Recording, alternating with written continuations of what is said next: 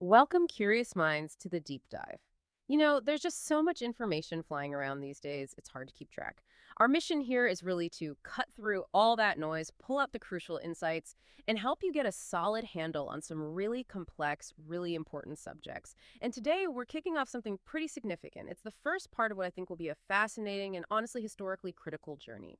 We're launching into a multi-part deep dive looking at a major conflict in the Horn of Africa, specifically the Ethiopian Derg government's first big military campaign against the Eritrean Liberation Fronts back in 1978. This isn't just about, troop movements and battles. It's about understanding these huge strategic shifts, the incredible ingenuity of the resistance, and just the sheer human resilience that really define this whole period. So this is part 1 of 7 in our deep exploration. In this first segment, we're focusing on the raw power of the Ethiopian army's initial push and the immediate, often desperate, but always, it seems, strategically calculated responses from the Eritrean forces. Our goal, as always, is to extract the key takeaways from the detailed accounts we have, helping you really grasp the core strategies, who the main players were, and the drama unfolding on the ground. Okay, let's unpack this. So to set the stage for this, monumental offensive, when exactly did this first campaign really begin, and who are the main players squaring off on this complex battlefield? Right. What's quite striking is just how precise the start was. This wasn't some slow buildup. It was a very deliberate, large-scale military operation. It kicked off on June 13, 1978. That date really marks the beginning of the Ethiopian Derg Army's major push to, well, reassert control over Eritrea, the main belligerents. On one side, you had the Ethiopian Derg government forces, obviously determined to crush what they saw as a rebellion. And on the other side, the Eritrean Liberation Fronts. And within those fronts, the two major players we need to keep in mind are the Eritrean Liberation Front, we'll call them the ELF, and the Eritrean People's Liberation Front, the EPLF. Okay, ELF and EPLF, got it. And right from day one, this campaign was clearly designed as a very wide front offensive, a truly multi-pronged assault. Multi-pronged, meaning Meaning it wasn't just a single push down one main road, it was a coordinated attack, hitting from multiple directions at the same time, which really signals the scale and the ambition of the Ethiopian plan here. The initial attack itself started from a place called Gruz. The choice of that location immediately set the direction for some pretty significant Ethiopian advances straight into Eritrean territory. It suggested a strategy aimed at just overwhelming the liberation fronts through sheer force and hitting them on several critical points simultaneously. Okay, so a large-scale, multi-pronged assault starting from Gruz. That sounds like a very powerful opening move, definitely showing an aggressive posture from the Ethiopians. Given that kind of overwhelming initial force, what was the Eritrean People's Liberation Front, the EPLF? What was their immediate strategic thinking? How did they even begin to plan to counter such a massive assault, especially being, the defending force, often outmatched conventionally? Well, the EPLF's strategic thinking was incredibly pragmatic. Yeah. Adaptive, too, especially when you're facing forces that are just numerically superior like that. Their main strategy wasn't about meeting the Ethiopian Derg forces head-on everywhere. They weren't looking for one big, decisive battle across the board. Right, that sounds like suicide. Exactly. Instead, their approach was basically rooted in a strategy of attrition. The goal was, and I'm quoting roughly here, to weaken them by engaging them in favorable battle locations. Okay, favorable locations. So choosing their ground carefully. Precisely. It implies a very deliberate choice of where to fight, aiming to inflict maximum casualties, degrade the enemy's capabilities over time, rather than trying to defend every single inch of ground or getting drawn into these ruinous, big pitched battles. For a liberation movement, this is, well, it's classic asymmetric warfare, isn't it? They understood that a direct conventional fight against a much larger, better-equipped army, an army with tanks, air support, huge manpower, that would just be catastrophic. So instead, they aimed to make the cost of advancing incredibly high for the Ethiopians. Bleed them slowly, slow down their momentum, and crucially, preserve their own forces for later. So picking their spots, mountains, narrow passes, things like that. Exactly. Places where the Ethiopian numbers and tech advantages could be kind of negated, forcing costly, close-quarters infantry fights where the EPLF's discipline and, importantly, their knowledge of the local terrain would give them an edge. That makes a lot of sense. Playing to their strengths, wearing down the bigger opponent. But how did that actually play out on the ground, especially in those first few days and weeks of this huge offensive? What were the Ethiopians able to achieve right at the start? And what did that initial momentum look like? Well, the initial momentum was Undeniably, with the Ethiopian forces, overwhelmingly so, in fact. Their early movements were startlingly rapid, highly effective, really showing the scale and coordination of their offensive. So the first axis of advance we see is Ethiopian troops who were based in Humera starting their march towards Amhajar. And what's really crucial here is that they met surprisingly limited opposition from the ELF, the Eritrean Liberation Front, in that specific area. Oh, really? Limited. Yeah, which allowed for this incredibly swift initial penetration deep into Eritrean territory. Almost like the phrase hot knife through butter comes to mind. Wow. Okay. And from Amhajar, these columns didn't really pause. They kept up the rapid progression, pushed through Tesni, that's a key town, and eventually reached Barentu. But remember the multi-pronged approach. This wasn't just one column. Right. Ethiopian troops advancing from Adidero in the west also entered Barentu. They came in via Shamko. So converging on Barentu. Exactly. This wasn't accidental. It clearly indicates a meticulously planned convergence on Barentu, designed to secure it from multiple directions, turn it into a major strategic base. Barentu back then was a vital logistical hub, a crossroads controlling major routes in the western lowlands. Capturing it was pretty critical for the Ethiopians to project their power further east. Okay, so Barentu falls, secured from multiple directions. What did that mean immediately? Well, it immediately became, quote, evident that the city of Karen was under threat. Karen, right. And that raises the question you mentioned, why was Karen so critical? What made it such a strategic target? Karen wasn't just another city. It was almost like a natural fortress carved into the mountains. It controlled critical passes and, importantly, the main supply route towards Asmara, the capital. Ah, the road to Asmara. Precisely. Its natural defenses, the surrounding hills, the challenging terrain, it made it a crucial choke point. If Karen fell, it would sever a major logistical artery feeding the Eritrean resistance further north and east, and it would open up a direct, although still difficult, path towards Asmara itself. So Karen being vulnerable so early in the campaign really highlighted the immediate grave danger the Ethiopian offensive posed. It showed the sheer, terrifying force they brought to bear right from the start. That paints a picture of a very strong, very rapid start for the Ethiopians, with Karen now squarely in their sights. The threat to such a vital city must have felt immediate, profound. So how did the Eritrean forces, specifically the EPLF, how do they respond to this rapid initial momentum and this looming threat to Karen? What was their immediate tactical reaction when faced with a push that seemed at first almost unstoppable? Well, the EPLF, true to their adaptive strategy, that attrition and selective engagement approach, they immediately started executing defensive maneuvers to try and counter this momentum. Their main goal, as we said, was to weaken the Ethiopians by fighting them in favorable spots, deliberately avoiding being sucked into these huge, overwhelming battles where the Ethiopian numbers could just dominate. Their first really significant attempt to intercept them happened at a place called Mogolo. EPLF units moved quickly to try and halt the Ethiopian momentum there, specifically trying to protect Karen by blocking the advance from that critical western direction. So Mogolo was chosen as a potential choke point. It seems likely, yes. The terrain there probably offered some advantage for a smaller, determined force to try and stall a larger one, but despite their really determined efforts, fierce fighting, they failed to stop the advance at Mogolo. It was a stark demonstration of the sheer force, the relentless pressure, and just the numerical superiority of that Ethiopian thrust. The Ethiopian army successfully broke through the Mogolo defenses. And crucially, they entered Agordat, it's also known as Akordet. This showed their continued rapid progress and their control over key communication lines there in the lowlands. It was definitely a significant setback for the EPLF's immediate defense plan. So a setback at Mogolo. What then? Did they just fall back chaotically? No, and this is key. That failure didn't trigger a collapse.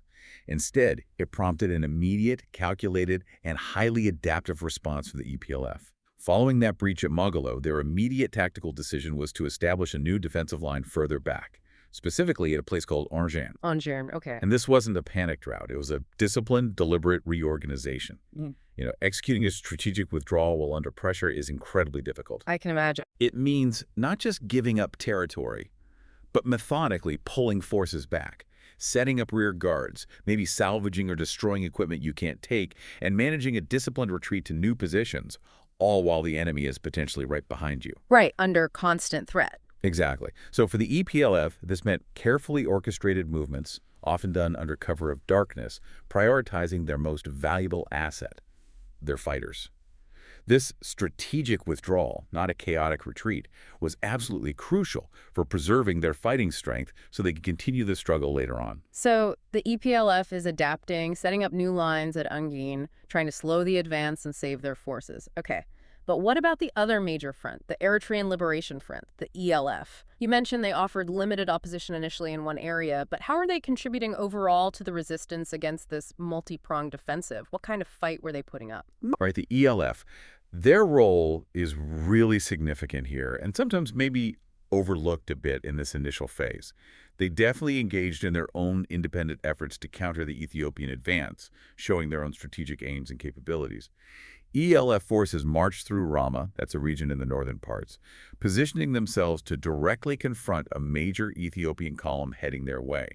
Their major confrontation, a really pivotal battle for them, happened at a key location called Enda Georgis. Enda Georgis, okay. And what's fascinating here is the sheer tenacity, the effectiveness of the ELF in this specific engagement. They actually managed to halt their advance for 1 month at Enda Georgis. 1 month against that kind of offensive. That's incredible. It really is. It's a crucial detail because it signifies a prolonged, remarkably effective resistance. It wasn't just a quick skirmish or hit and run. It was a sustained, grueling standoff. It demonstrably delayed a powerful segment of the Ethiopian offensive. This success suggests, a combination of things, maybe prepared defensive positions, definitely good use of the terrain, and sheer fighting spirit from the ELF fighters. That battle at Enda Georgis became this grinding test of wills where the ELF forces really dug in, absorbing wave after wave of Ethiopian attacks. And it wasn't just holding them off, right? There was something about tanks. Yes, exactly. This wasn't just a passive defense. It was an engagement that yielded concrete tactical victories for the ELF. During this month-long fight, they achieved something really impressive against a technologically superior enemy. They managed to capture 9 Ethiopian tanks. 9 tanks. How did they manage that? Well, the sources don't detail exactly how, but it speaks volumes about their ingenuity and battlefield effectiveness. You might infer they exploited terrain features, perhaps narrow valleys, setting ambushes to negate the tank's advantages, making them vulnerable, capturing them largely intact. That's a rare feat. It would have been a significant blow to Ethiopian morale and equipment, showing the ELF could not only resist, but actually degrade the enemy's most powerful assets. Wow, a month-long stand and captured tanks. That's a serious fight. Absolutely. However, despite this prolonged and, frankly, effective stand, which bought invaluable time for other Eritrean forces to potentially regroup ultimately, the Ethiopian forces broke through the ELF as well. Eventually. Eventually. After that grueling month, the sheer weight of Ethiopian numbers, artillery, repeated human wave assaults, it eventually wore down the ELF's defenses. They forced a costly breakthrough near Adikwala. It really demonstrated the perhaps unsustainable nature of even the most heroic fixed defenses against overwhelming continuous pressure. This breakthrough then allowed the Ethiopian forces to eventually take Adikwala and push on to reach Mendefera, another significant town. So even substantial tactical victories by the Eritrean fronts couldn't always prevent the ultimate breakthrough against an opponent with such vast numerical and material superiority. Okay, here's where it gets really interesting then. The ELF eventually breaks after this incredible stand. The EPLF is reorganizing after being pushed back. The next move from the Ethiopians must have been absolutely crucial. What became their primary target now? And how did the Eritrean front, especially EPLF, respond to this escalating, seemingly overwhelming threat? This must have forced some really critical decisions. Absolutely. The Ethiopian objective became crystal clear at this point. Unequivocally, their primary strategic goal.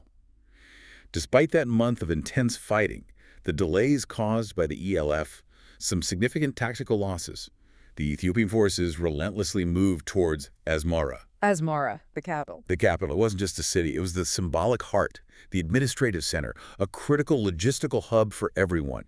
Capturing it would be a massive propaganda win and a severe blow to the whole Eritrean cause. The fall of Barentu, the continuous push from multiple directions, it all pointed this way. But now the path was undeniably clear. And the threat must have felt existential for the Eritreans. Immense. Asmara was directly threatened, and the EPLF recognized the severe danger of encirclement in southern Eritrea. This wasn't just about losing territory. It was about the potential for their fighting forces, their very lifeline, to be completely cut off, trapped, and systematically destroyed. That would have been catastrophic, possibly the end for the liberation movement. A nightmare scenario. Absolutely. And this understanding, this stark reality, it prompted a major strategic decision that would really reshape the immediate future of the whole conflict. So what did the EPLF do? In response to this existential threat, their decisive action was remarkable. It was calculated, disciplined. They swiftly reorganized their forces. This shows it wasn't a panicked flight, but a highly disciplined strategic withdrawal. They made the incredibly difficult but absolutely necessary decision to withdraw from the southern front. Pulling back entirely from the south. Yes, and this wasn't seen as a defeat in the traditional sense, but as a tactical withdrawal, specifically designed to preserve their precious fighting forces, prevent that catastrophic encirclement, and allow them to continue the fight for more defensible positions further north or east. It was a clear choice. Prioritize your fighters over holding territory. Okay, that makes sense. Preserving the force. And then there's this seemingly counterintuitive move. They made the decision of reopening roads to Asmara. Reopening roads, that sounds like letting the enemy walk in. On the surface, yes. It sounds paradoxical. But if you connect it to the bigger picture, the tactical realities of that desperate situation, it strongly suggests they are facilitating their own planned disengagement, a swift shift of their own forces. Ah, so opening the roads for their own troops to get out quickly. Exactly. Allowing their troops to move out of that potential encirclement zone efficiently, possibly towards new defensive lines. Even if the grim consequence was that the Ethiopians then took immediate unfettered control of those crucial roads. This kind of tactical flexibility, prioritizing the survival of your fighters over holding every inch of ground, is absolutely key in these prolonged asymmetric conflicts. Especially for the underdog. Right, adapting to survive. And as a direct, inevitable result of these EPLF movements, their strategic withdrawal, the Ethiopian army took control of those key access roads, specifically the Asmara-Mareb Road and the Asmara-Zalambesa Road. The ultimate, almost preordained outcome of this phase was the capture of Asmara by the Ethiopian forces, a colossal, symbolic, and strategic victory for the Derg government, marking a major turning point in the campaign. So, Asmara falls. A colossal strategic and symbolic victory for the Ethiopians, as you say. What does this mean for the balance of power in the campaign, at least at this point? And crucially, did the Ethiopian offensive just stop there? Did they consolidate after taking such a huge prize, or did they press on, trying to finish the job? Yeah, the capture of Asmara was undoubtedly a major turning point, a huge psychological and logistical boost for the Ethiopian Derg government. It symbolized their ability to reclaim key cities, project power. It also had international resonance, suggesting maybe the liberation fronts were nearing defeat. However, and this is absolutely crucial, the offensive did not conclude with Asmara's capture. Oh, they kept going. They absolutely did. The Ethiopians were clearly determined to press their advantage, exploit the momentum, and continue trying to dismantle the Eritrean liberation movements entirely. They saw Asmara as a stepping stone, not the finish line. Okay, so where did they target next? Well, on August 31st, 1978, so not long after Asmara fell, while they were still consolidating there, the Ethiopian army launched a new, formidable attack, this time targeting the Eritrean northern front. This really indicates a sustained, relentless campaign. Their objectives were broader than just the capital. It was about full suppression of the resistance wherever it was holding out. And how did that northern attack go initially? Initially, they had success. The Ethiopian forces advanced as far as Makurka, deep into what had been pretty firmly held Eritrean territory. This showed they still had the capacity for major offensive operations and intended to push even further into the Eritrean heartlands. I sense a but coming. You sense correctly. Here's where the EPLF demonstrated their continued, frankly astonishing, resilience and tactical skill. They didn't just hold their ground in the north, they actively pushed back the Ethiopians. To push them back after losing Asmara. Yes. This wasn't a passive defense, it was a dynamic counteraction. The EPLF forced the Ethiopians back to Adi Gebru and ultimately forced them to retreat entirely from Makurka. Wow, that's significant. Highly significant. It demonstrates the EPLF's continued capacity for active defense, even counterattack, after suffering major losses like Asmara. It suggests that while they'd lost a lot of ground and the capital, their core fighting force remained intact, cohesive, and capable of inflicting actual reversals on the Ethiopian army in certain key sectors. What allowed them to do that, do you think? Hold and push back there. It likely points to several factors, maybe superior use of the terrain in the north, effective small unit tactics. Perhaps the Ethiopian supply lines were getting stretched after their rapid advances, allowing the EPLF to exploit some vulnerabilities. Okay, so fierce fighting continues in the north. What about other fronts? The east, perhaps? Concurrently, yes. While that fighting was raging in the north, things were also happening on the Eastern Front. Here, the EPLF made another critical strategic withdrawal, this time from the vital port city of Massawa. Massawa, the main port, that's huge too. Why pull back from there? It was a direct response to the Ethiopians having moved further inland after capturing Asmara. This movement essentially threatened the EPLF's position at the port from the rear. Ah, another risk of being cut off. Exactly. So rather than risk being encircled or caught in a difficult exposed defensive position right on the coast, the EPLF once again chose to pull back. Again, prioritizing the preservation of their forces and equipment over holding a fixed position that could easily become a trap. And where did they pull back to? Did they form a new line? They did. As a direct result of this calculated disengagement from Massawa, the EPLF established a new, formidable defensive line further inland at Dagoli. Dagoli, okay. And the establishment of this Dagoli line on the Eastern Front, combined with that successful pushback up in the north, that essentially marked the formal conclusion of this first 1978 Derg government offensive campaign. It ended not with a total Ethiopian victory everywhere or the complete annihilation of the liberation fronts, but rather with a new, significantly shifted but consolidated set of front lines. The Ethiopians had gained huge ground, key cities, but the Eritrean forces had survived, regrouped, and were already digging in along new positions. So we've seen this incredibly intense campaign, lightning-fast Ethiopian advances initially, seemingly unstoppable, then really tenacious resistance from both the ELF and EPLF, strategic withdrawals, the fall of Asmara, and yet after all that, the establishment of these new, formidable Eritrean defensive lines. What did the strategic landscape actually look like after this first major offensive wound down? Where exactly did the Eritrean forces set up these new lines, and what did that signify for the next phase of this clearly very protracted conflict? It sounds like a new strategic map was drawn almost immediately. Precisely. The immediate aftermath of this first 1978 invasion saw this crucial, intense period of strategic reconsolidation for the Eritrean forces, especially the EPLF. Despite the significant territory lost and losing Asmara was a huge blow, symbolically and logistically, they meticulously established this comprehensive network of new defensive lines across key strategic areas. This effectively redrew the map of control, and critically, it signaled their absolute intent to continue the fight.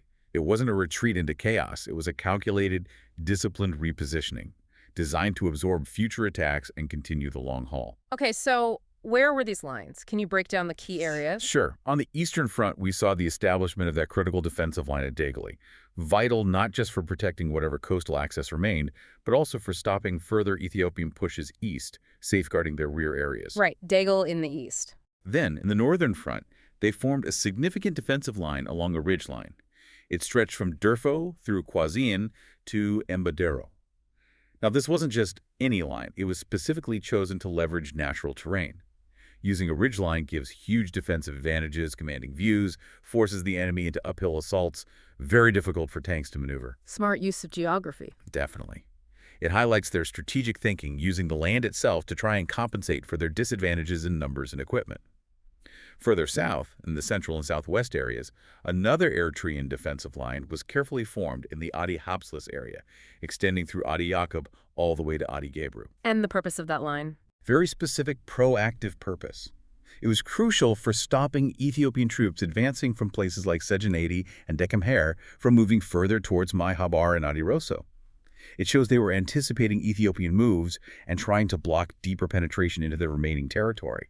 And the existing Eritrean front line down at Sidici also remained a key anchor point, stretching across to Gabe through Guli and continuing to Ketsala.